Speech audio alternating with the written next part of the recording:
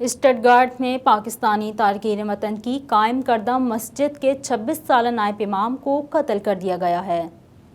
German صوبے بارڈن میں timber کے دارالحکومت اسٹٹگارٹ میں پاکستانی تارکین وطن کی قائم کردہ مسجد المدینہ کے نائب امام کو بے دردی سے قتل کر دیا گیا۔ 26 سالہ مقتول شاہد نواز قادری کا تعلق پاکستان کے صوبہ پنجاب کے شہر گجرات سے تھا۔ اسٹٹگارٹ پولیس کے مطابق مقتول شاہد نواز گزشتہ شام اپنی اہلیہ کے ہمراہ گوئمپٹن کاؤنٹی کے قصبے میں واقع دریائے فلز کے قریب سیر کر رہے تھے کہ نامعلوم افراد نے دونوں پر سلاخوں سے حملہ کر دیا۔ حملہ اس قدر شدید تھا کہ شاہد نواز موقع پر ہی دم توڑ گئے، جبکہ ان کی اہلیہ چوٹ لگنے سے زمین پر گر کر بے ہوش ہو گئیں۔ واقعے کی اطلاع ملتے ہی پولیس جائے حادثہ پر پہنچی اور ممکنہ ثبوت محفوظ کر لیے، جبکہ حملہ آوروں کی تلاش کے لیے پولیس ہیلی کاپٹر بھی استعمال کیا گیا، تاہم ملزمان کی گرفتاری عمل میں نہ آ سکی۔ اسٹٹگارٹ میں پاکستانی تارکین وطن کی نمائندہ تنظیم پاکستان ویلفیئر سوسائٹی کے صدر شیخ منیر نے کہا کہ شاہد نواز قادری مسجد المدینہ کے خطیب اور امام شوکت مدنی کے نائب خطیب اور امام کے فرائض انجام دیتے تھے۔ وہ پیشے کے اعتبار سے ٹیکسی ڈرائیور تھے اور مسجد میں رضاکارانہ طور پر